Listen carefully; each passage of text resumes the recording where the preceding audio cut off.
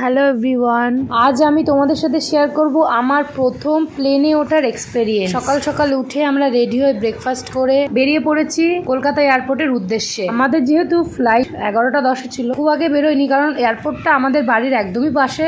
তারপর আমরা ভিতরে ঢুকে চেক ইন করে হাতে বোর্ডিং পাসটা নিয়ে নিয়েছি। বিশ্বাস করো, আমি না খুব এক্সাইটেড ছিলাম কারণ আমার প্রথমবার প্লেনে ওঠা অভিজ্ঞতা আমি তোমাদের সাথে শেয়ার করছি। এখন আমার ডিপার্চার হলে রয়েছে, এখান থেকে আমরা এয়ারওয়ে ব্রিজ ধরে ফ্লাইটের মধ্যে যাচ্ছি।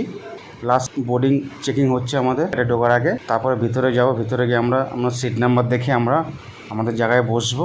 আমরা আমাদের জায়গায় বসেও পড়েছি এবং আমাদের উইন্ডোর পাশে একদম সিট পড়েছে, যেটা আমার জন্য খুবই ভালো। কারণ আমরা সেফটি সিট বেল্ট পরে বসে পড়েছি। এবার আনোয়ার থেকে আমাদের ফ্লাইটটা টেক আপ করলো। টেক অফ করার পর আমাদের কলকাতা শহরটা কত সুন্দর লাগছে দেখ, মানে আমরা লিটারেলি হাওয়ায় ভাসছি আর কি, পাখির মতো। আমরা প্লেনে করে কোথায় যাচ্ছি জানতে হলে নেক্সট মিনিট